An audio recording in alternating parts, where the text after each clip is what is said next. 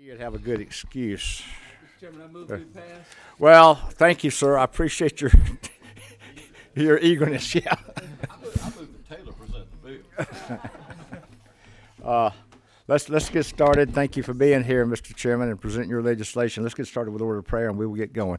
Lord, we do thank you for this day. Thank you for the opportunity you've given us to take care of the business of the state of Georgia. We appreciate the responsibility and the the trustworthiness of the people that elected us. Bless us in all that we do. Go with us now in Jesus' name. Amen. All right, we got one piece of legislation before us. We'll take that up, and then a couple of other little housekeeping items to go over. Representative Powell, I understand this came out of a subcommittee with a due pass. This was professions, boards, and commissions. Chairman Rutledge, I don't see him here, but it received a due pass. So you're before the full committee today, sir. Thank you, Mr. Chairman. Let me get you turned on down there. Table mic. There you Thank go. you, Mr. Chairman, and ladies and gentlemen of the committee. I bring to you today House Bill 39. This deals with two areas under the Real Estate Licensing Board. Section 1 deals with appraisers, and Section 2 deals with the actual real estate licensees, both agents and brokers. If y'all may, for those who haven't served on this committee, usually everything that's done with the Real Estate Commission is in two parts, both the appraisers and the others, and it does identical, the same thing for both of these licensees. Currently, under current law, if you're a licensee, you are supposed to, by law, report any criminal arrest that you may have to the Real Estate Commission so that they can judge at that time whether to suspend your license depending on what that crime may have been. And what happens is a lot of the minor infractions, agents, the licensees don't always report them at the time that they happen. They've got 10 days to do it, and most of them don't do it if it's some minor infraction, but that doesn't say anything about minor infractions under current statute. So what happens is, say if a licensee has a license and then they get arrested and then it goes on and they've got a year, 2 years, 3 years until the license is renewed. Once the Real Estate Commission finds out that there had been an arrest and that agent had not notified the Real Estate Commission, then the Real Estate Commission has no other option but to revoke their license. And the Real Estate Commission thought this was a little bit over the top. We live in a kinder, simpler day, and they wanted the discretion. And what this does, it does away with immediate, and it injects the word may, and it's got process in there for them to apply for some other remediation, and it gives the Real Estate Commission the authority to take a look at that, whatever that arrest was, and to decide whether to suspend, revoke, or some other type of a sanction. It just gives them discretion. All right. Committee just heard the bill. Questions? Yes, sir. Mr. Chairman, so basically what this does is it just takes away a little bit of the rigidity of the whole thing and gives some flexibility to the board that's responsible for enforcement. Takes away with a lot of the rigidity and basically gives them some common sense discretion. And being a member of that subcommittee, if I'm not mistaken, we were unanimous in moving that this be brought to the regular committee. A very distinguished committee member says that, and I know it to be the fact. Based on that, Mr. Chairman, at the proper time, I'll entertain a motion to move it. I'll make a motion to move. Go ahead. We got a couple of questions Okay. on that. We'll come back to you for the motion, sir. We got a couple of questions here. Yes, sir, Representative. Thank you, Mr. Chairman. Mr. Chairman, appreciate this, and I agree with what you're trying to do here, and I apologize I wasn't able to make the subcommittee meeting to ask my question. And the way you explain it is if they fail to notify the board, then they have these options, and I see the options are in there because it's changed to May, but I don't see where it's really saying if they failure to notify them within 10 days. It went from immediate to 10-day notification, but nothing in here tells me if they omit notifying anybody that it's changed. Am I missing that, or is that in some other part of the code section? Well, I'm not the chairman of the committee, nor am I legal counsel, but we do have legal counsel here that wrote the bill, and she can certainly explain that. where does it say if they fail to notify the board? On lines 14 through 16, it says whenever any appraiser is convicted of any offense enumerated in subsection B of this code section, such appraisers shall notify the board of that conviction within 10 days from the date of the conviction. And then such appraiser classification It may be revoked. may be revoked if they haven't done that. So it's upon the board discovering that they failed to notify within 10 days, then the board can go in and revoke. Yeah, before it was automatically revoked, and that's on line 17. And we struck that language, and now gives them the ability to use their discretion to determine if a revocation under the circumstances is warranted, whereas before it was automatic. Once the board discovered that there was that failure, then it was automatically revoked. Does that answer your question? Well, I don't see where the board saying that once the board finds this out. Well, Is that just implied? Otherwise, it couldn't have been revoked, because nobody would know to revoke it. But we have the, commissioner here, if you wanted to ask him in practice how Okay. if the chairman so. Yeah, that'd be desired. fine. If we, anything to help us clear this up would be great. Okay, Sir? I think the line you're looking for, Senator, is further down about in 22. If an appraiser fails to make the written request for the hearing, that's talking about the failure. And that's when it kicks in that we still have the option to revoke. It's a two-parter. They're supposed to tell us about the arrest. And when they do that, within 60 days, they're supposed to request a hearing. So if they contact us about the arrest, we have a process and a letter while you say, well, we know this is happening. When you get convicted, within 60 days, you need to tell us and request a hearing to retain the license. Right now, if they don't do that, if they go past the 10 and the 60 altogether, we automatically have to revoke them. What we're trying to do now is leave the door open. If they get beyond the process as it's laid out, we can still revoke them. We don't necessarily have to. We've had a number of situations in the last 3 years where people miss the 60 days totally, and the offense that they've been convicted of is not connected to the license they hold. And for the board and the commission to have no leeway to let them retain the license seems harsh. It really is centered on first offender felonies, which are something that people who are citizens who have never been in trouble with the law before, they get into a legal situation with a criminal situation. If they commit a certain act that's statutorily defined as a first offender felony, and I'll give you a quick example in a minute, and they don't do that within the 60 days to hold the license, we may revoke them for something that's totally unrelated to the license. A couple of them was somebody out of state got a conviction and they had a probation period over 2 years. Well, that made it a felony where they were, and it made it a felony in Georgia. They told us at their next renewal. Totally too late on that to even look at the situation. We also had a young person who had a fight with his girlfriend in a restaurant parking lot. The police came to calm it down. They sent her home. They put him in the back of a patrol car. Well, he should have calmed down, but he kicked the window out. Now, I'm not condoning that, but he was on prescription drugs. That's a felony. He told us the next year when it was time to renew, which is the next time he contacted us, we have to turn around and revoke him. And some people deserve to be revoked. There's certain offenses, but not all of them. That's what we're trying to do. If their license is revoked, sir, is there any way then they have to try to reapply and go through the exams and everything again, if you guys would even consider taking them back? Yes, if they do end up revoked, it depends on what license they have. There's a little bit of delineation. If you're revoked as a broker, they're going to, by another part of the statute, have to wait and come back in as a salesperson. But they can turn around and reapply as a salesperson, provided they meet the requirements, which are education, test, and fee. So yeah, there is a way to come back in even with a revocation.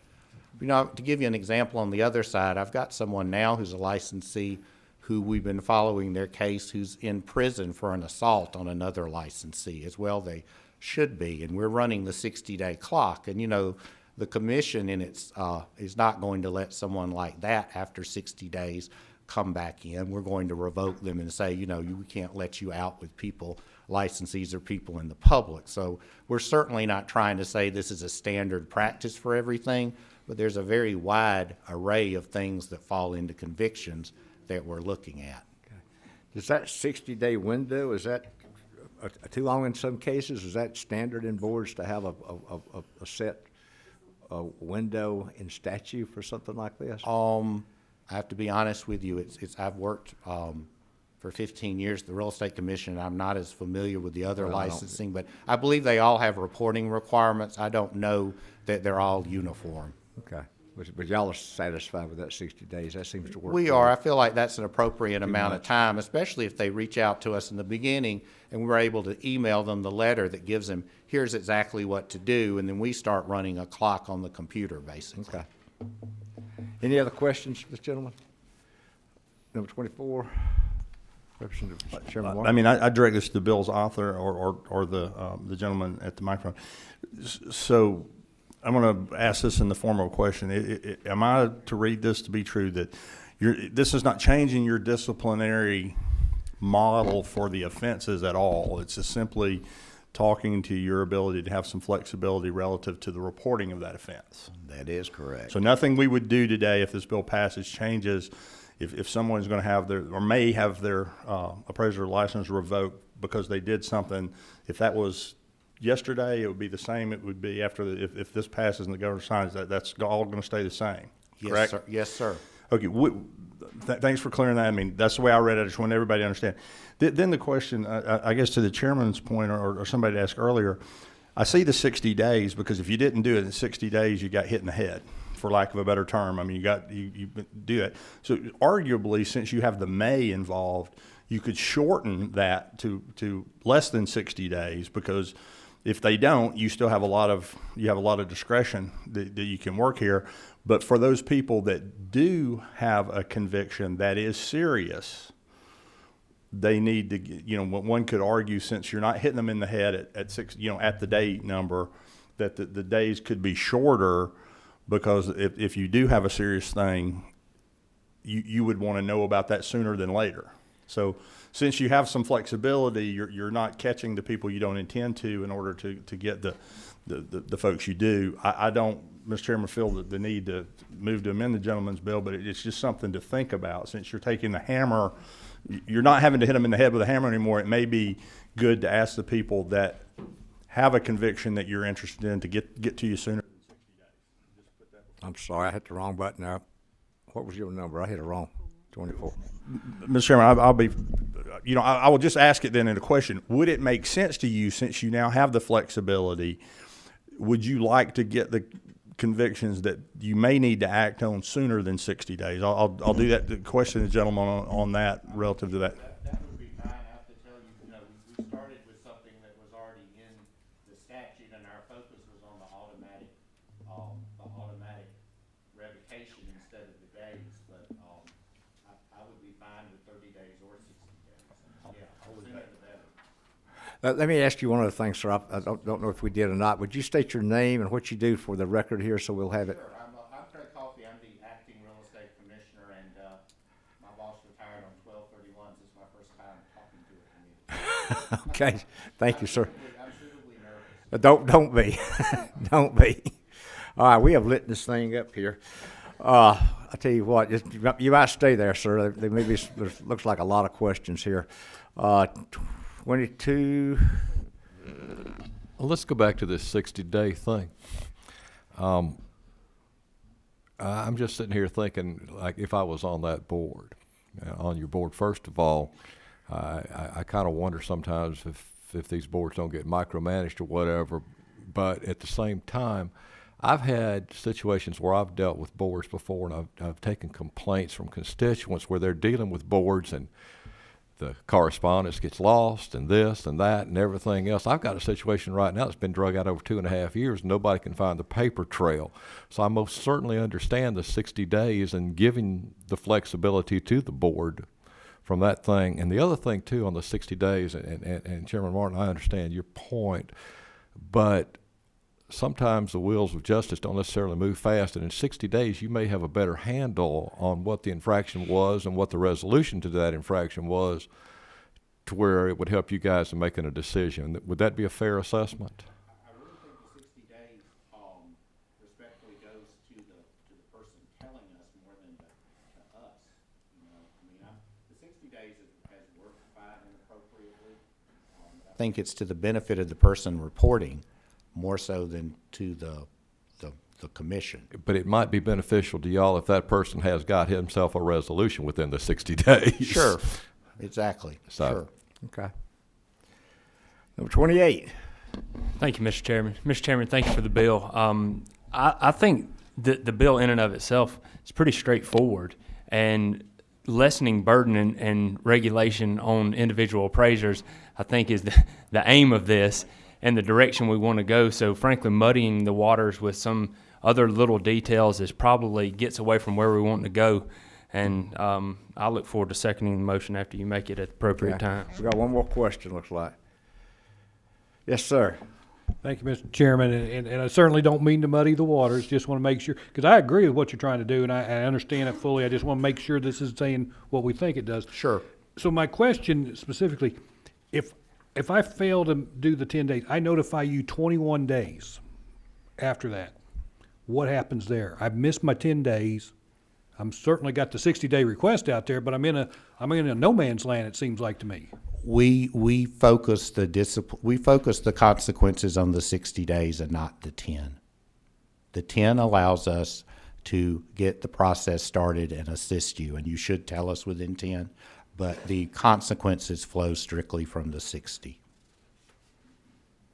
Would it make any sense then to just change the whole thing to within a 60-day process and have one set of numbers throughout? Probably not. It's better if we go ahead and know, because if we know in that 10 days, we can go ahead and give you time to consider the 60 and whether some people actually do not want to request a hearing for other reasons out in the world. So, you know, what we do when you tell us within the 10, we inform you of the 60, and then they have the time to consider whether to request the hearing, because some of them don't want the hearing, which I know sounds strange, but it's true.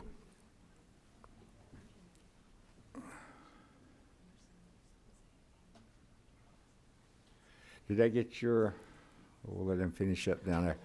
All right, I got one more over here. Number 29, sir. I have one question.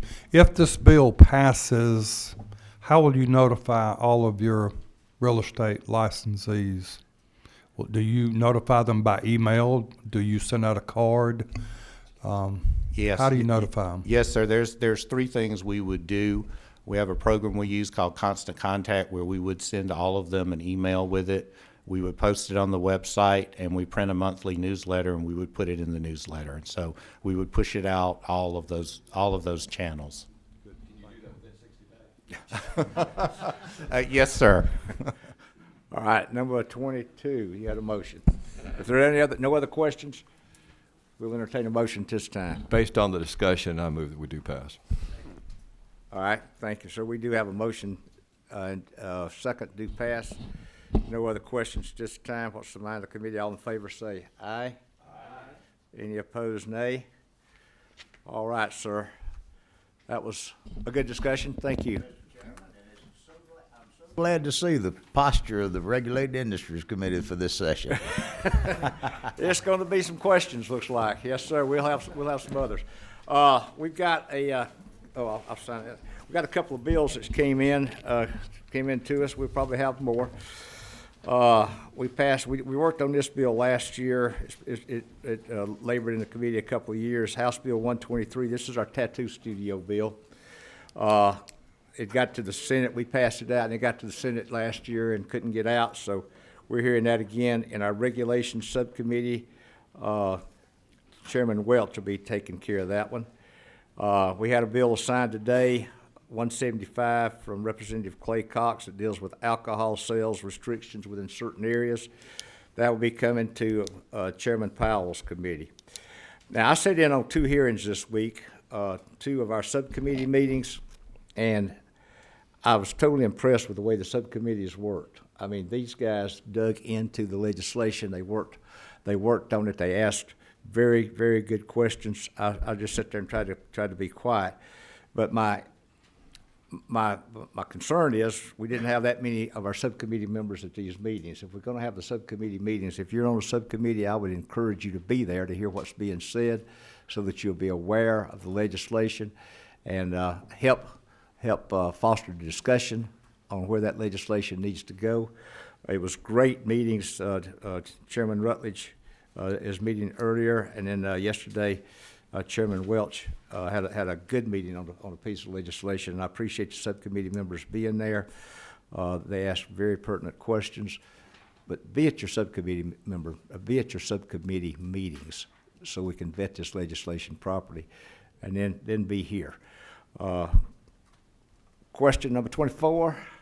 Mr. Chairman, as a good of the order, I'll apologize to you and Chairman Rutledge. I was not at the meeting of his subcommittee meetings. What I found, and I put this before the chair for your consideration, is those meetings at 1 and 1:30. Not to make the chair's committee here any more or less important than other committees around the hill, but it was lined up right against a series of Ways and Means subcommittees. But in that 1 to 3 o'clock time frame, I don't know if the chairman of the subcommittees would take that into account as we get the schedule going, because it's hard to be over there and over here. I know, Yes. I understand that, and I appreciate it. I know there's if you're on a big committees and have a lot of subcommittees there, it's just hard to make them all. Everybody wants to meet at 1:30. That's true.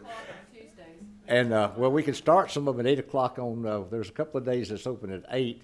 I know insurance meets at 8 o'clock on Wednesdays, and I'm not a fan. I always rag my chairman about that. But, and Miss Julie here, the subcommittee chairs come to her, and she tries to find, the biggest problem is the time and a room. You're exactly right. We've got to have a room to meet in, and that's a problem.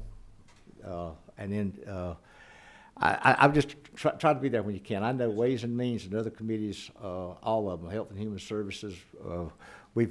I've been driven crazy the last 2 days about appropriation subcommittee meeting. We've had it off and on the calendar half a dozen times. I'm still not sure when it's meeting. We got some new stuff out today. It's been changed about 4 times because of conflicts.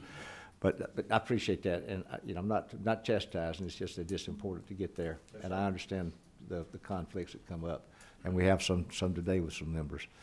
But I appreciate y'all being here, and we will see what happens next week. That's the only bill that's been passed out of subcommittee. Is there anything else for the good of the order? Thank y'all for being here today. If not, we're adjourned.